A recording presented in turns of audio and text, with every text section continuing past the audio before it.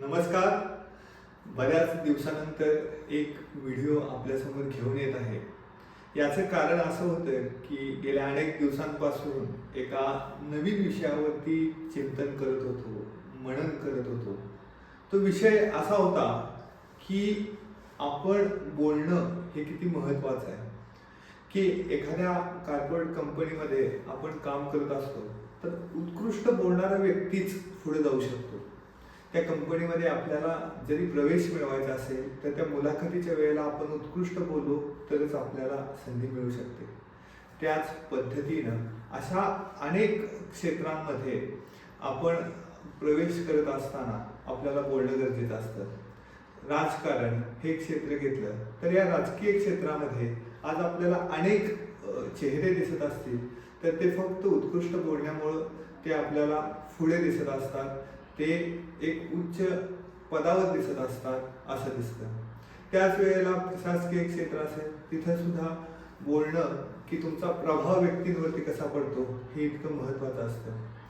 मी ज्या वेळेला बोलणं हे किती महत्त्वाचं आहे याच्यावरती विचार करत होतो त्यावेळेला मला एक गोष्टीचं मी चिंतन करत होतो की ज्या वेळेला शिवछत्रपती छोटे शिवबा ज्या वेळेला आपल्या सवंगड्यांना बोलावत असतील, सांगत असतील किंवा ज्या वेळेला हिंदवी स्वराज्याची प्रतिज्ञा घेत असतील त्यावेळेला आपल्या या कार्यामध्ये सहभागी होण्यासाठी ते आवाहन करत असतील त्यावेळेला त्यांचं बोलणंच प्रभावी असेल म्हणूनच त्या व्यक्तींनी, त्या माणसांनी त्यांच्यावरती विश्वास ठेवला असेल. इतकंच नव्हे तर शैक्षणिक क्षेत्रामध्ये तर बोलल्याशिवाय गत्यंतर नाही की एखादा प्राध्यापक उत्कृष्ट बोलत असेल तरच त्याचं शिकवणं, त्याचं ज्ञान तो उत्तमरित्या पोहोचवू शकतो.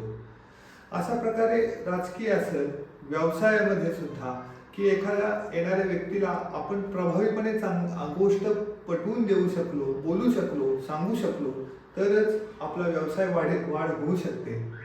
अशा पद्धतीनं व्यावसायिक क्षेत्र असेल, राजकीय क्षेत्र असेल, त्याचबरोबर शैक्षणिक क्षेत्र असेल आणि तसेच सामाजिक क्षेत्र सुद्धा असेल, ह्या प्रत्येक क्षेत्रामध्ये आपल्याला बोलता येणं हे नितांत आवश्यक आहे.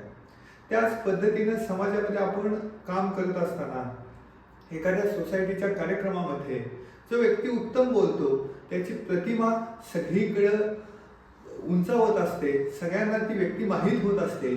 त्यामुळं बोलणं ही नितांत आवश्यकता आहे असं मला वाटू लागलं. त्यानंतर मी काही पुस्तकांचा अभ्यास सुरू केला की त्यामध्ये वक्तृत्व ही कला शिकवली गेली, संवाद कौशल्य ही कला शिकवली गेली. तर उत्कृष्ट वक्तृत्व ह्याच्यासाठी मी प्रबोधनकार ठाकरेंचं वक्तृत्व कला आणि साधना हे पुस्तक वाचलं. त्याचबरोबर महेश खरातांचं उत्तम वक्ता हे पुस्तक वाचलं. त्याचबरोबर एक सूत्रसंचालन एक पुस्तक वाचलं. त्याचबरोबर संवाद कौशल्य हे एक पुस्तक वाचलं. तर अशा अनेक पुस्तकांच्या अभ्यासातून मी एक वक्तृत्व तंत्र आणि मंत्र हा एक विषय घेऊन आता व्याख्यानासाठी जाणार आहे. परंतु हे सगळं करत असताना मला एक जाणवलं की उत्कृष्ट बोलणारा व्यक्तीच आयुष्यात पुढे जाऊ शकतो, त्याच्याशिवाय आपल्याला गत्यंतर नाही. उत्तम नेतृत्वाला उत्तम वक्तृत्वाची साथ लाभले तर ते नेतृत्व उजाळत जातं, त्या नेतृत्वाची दखल घेतली जाते